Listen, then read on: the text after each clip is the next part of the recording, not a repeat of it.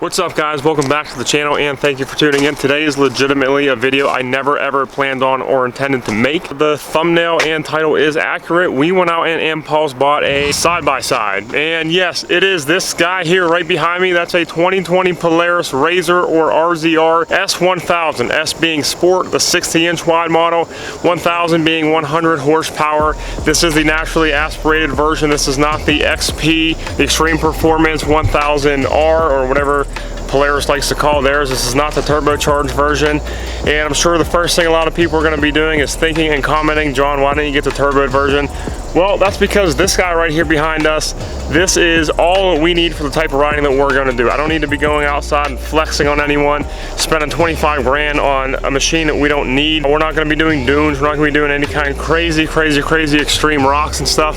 We're going to be trail riding. We're going to be trail riding all day. We're going to be hitting some rocks. We're probably not going to be hitting mud. I hate mud. I hate mud.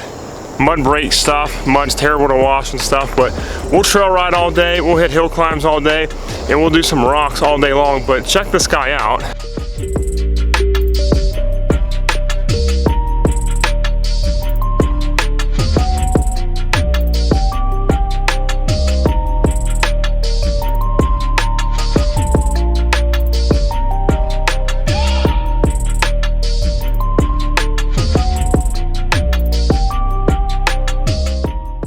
This thing is actually pretty sweet. Now, it is a 2020 model, like I just said. It is a 60-inch wide model, so made for the trails. I know they have 50-inch wide models, but to me that was a little bit too skinny, and I definitely wanted a 1000. I wanted a little bit more power than just a 900 or something like that. And to be completely honest, I wasn't even set on a RZR, on a Polaris RZR. I was more set on a Can-Am, just because all my friends ride Can-Am. And like I said, this thing is a complete impulse buy, because I've always told myself I would never ever buy a side-by-side and start getting into that kind of stuff. But last year all my friends started getting into side-by-sides, and they do have like the Can-Am X3s, most of them at least do, and I was still like, nope, not gonna happen. And then legit last weekend one of my other friends just bought one, and he bought a Wolverine X2, one of the Yamahas, and I was like, I guess it's time. I guess it's time we'll buy one. So legit, I did research for about 2 or 3 days, that's it. Started looking around, and just because of all this coronavirus crap, just the same way that we bought our house, if you see it, you gotta buy it right there or it's gone. So I was waking up calling places that said they had inventory, and every single place I called, oh, it just sold, it just sold. We're not gonna have anything till January, till February. And I understand, because I am in the trailer sales business, and it's the same way with trailers. If you want a utility to haul side-by-sides, or if you want a dump trailer, we can't get them in. So I totally understand. So we came across a dealership that had one of these, so we bought it. Just like that. So a definite right there impulse buy. Like I said, wasn't set on buying a RZR at all. It's just how the cookie crumbled, and I do like it. I do like it. Now, we've had this thing for close to a week now by the time you're seeing this video. We're still breaking it in. I know a lot of people are gonna say, John, don't worry about break-in period. It is false, but it still mentally gets me. I wanna break this thing in properly. So got about 15 miles on it right now. I'm not sure about the hours. We'll check the hours here in a second, but I'm not going to give you a whole lot of riding footage right now, because I'm not beating on this thing until it's broken in a little bit more. So you'll have to hold off, but I will show you a couple of flips of us riding the other day with some friends.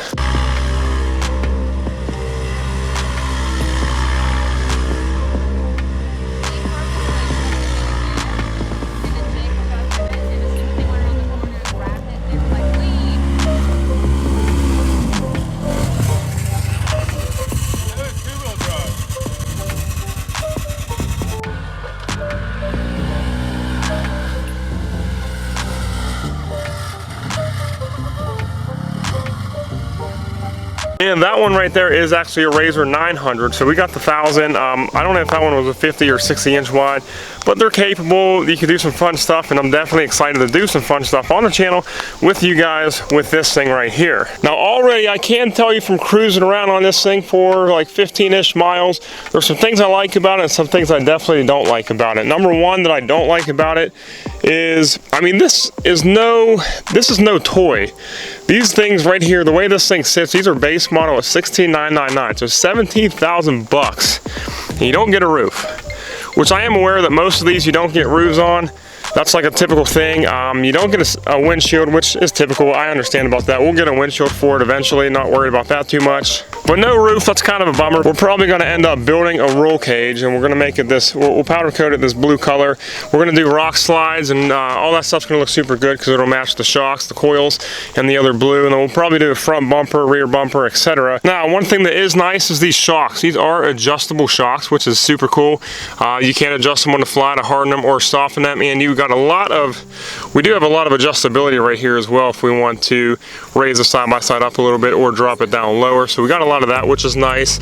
LED lights in the rear, which is super cool, which I don't understand why you don't get LED lights up front. I know you do on the XP models, but this is not an XP model, so we'll definitely be getting some lights.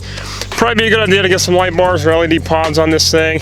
Maybe a winch up front. There's a spot for it. I believe you'd probably just take this guy out and you can mount a winch up in there. You get some CV boot covers, which is nice, so sticks and stuff aren't just gonna come up on the trails and puncture those. But I'm sure we'll be replacing a lot of these here in the future. Looks like it comes with some pretty beefy tires, 27 inches all around, obviously wider ones in the rear. So far so good, but like I said, I did 15 miles and we're pretty much babying this thing. So we'll see what happens when we do start actually riding this thing, getting into some mud. Probably end up getting some wheels with bead locks and maybe some bigger tires, not sure. Nice thing is you have a lot of access to the belt. Really easy to access the belt, so if you break that or kind of go through a belt on the fly, you can pop in here and get that changed. Plenty of storage in the rear. We'll get a cooler back here and a toolkit. Comes with some mounts here for 4-point harnesses. The doors are nice. I think the doors are pretty nice. I like them a lot better than what Can-Am offers in their doors, this little push button. We do got to figure out a way, not figure out a way, there's obviously a way. There's plenty of people to sell them online, but we would like to enclose this door in here because I'm sure a lot of mud just kind of gets up in there. And then this little triangle part as well. So we'll definitely be getting some additions for the doors to make those kind of full doors. But the seats are pretty nice as well. They're nice little bucket seat. They're bolstered really nice. They kind of hold you in, which is really good. And then stepping up in here, I am 6'7", so mind you, I'm a very tall human. My knee actually rests really nice here in this door hole, so that's fine. We got a foot rest here, so you can kind of plant your foot. The steering wheel does adjust up and down, so that's nice for tall people. And we got the pedals here, which is also nice. Headlight control, low beam, high beam. We got 4-wheel drive lock up top, and let me see. Looks like we're dealing with a whopping 14 miles. Let's see, 2.9 hours is all we got on this thing. So break-in's supposed to be 10 hours of completely babying it, and then 25 hours of being pretty nice, I guess, if you will.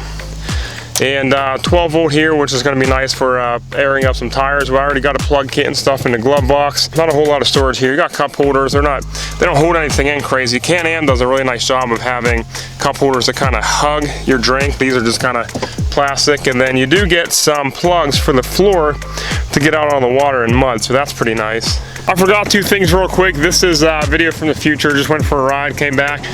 This thing has power steering, which is super nice. I believe, if I did my research right, both the 900 and the 1000 S's come with power steering, which is sweet. The other side-by-side that we were really looking at that compares to this is the Maverick Sport 1000 from Can-Am, and they don't come with power steering factory. Well, they do, but you got to spend like an extra $1,500 to get the model with power steering. So really nice that this comes with power steering. The other second thing is I love that this thing comes with a trailer hitch. That's super cool, but I wish it came with like a 2-inch receiver like most other side-by-sides. This thing only kind of comes with a 1.25 inch, which is no big deal. I have 1.25 inch ball mounts and whatnot, but it would be cool to have a 2-incher. So I think that's it. But yeah, that's really it. I just kind of wanted to introduce this thing to the channel, say hello to our new impulse buy, and I guess we'll start to be doing some side-by-side content here in the channel. Hope I don't lose any of you guys, because the Silverado content still is not going anywhere anytime soon. We are going to be trading the truck in, but I think it probably pushed it back a little bit, so we'll still be doing truck content, don't worry. But we just brought this on, figured I want to share with you guys, because we are going to do some mods to the side-by-side as well, and we're going to be doing a lot of trips soon. Got to buy a trailer for this thing, so a good thing I know a guy. I work at a trailer place, so I am the guy. But yeah, that's it. If you guys have side-by-sides, drop a comment below. Let me know what you have. I am curious, or if you have any easy mods that we could do to this thing to make it a little bit more better. A little bit more better. If you have any ideas for mods, let me know. Once this thing's broken, we'll start doing some some footage here. We'll start doing some footage of ripping down trails, doing hill climbs and doing rock climbs and stuff like that. But right now I'm breaking this thing in. Call me a baby, it's cool, but I want to break this thing in properly so we don't have any issues in the future. And yeah, man, I guess that's about it. So I'm gonna head out of here, put some hours on this thing, get this thing broken in. Until then, we'll see you guys next time. Like the video if you haven't already, subscribe, join the family, join the builds, and I'll see you guys next week. Peace.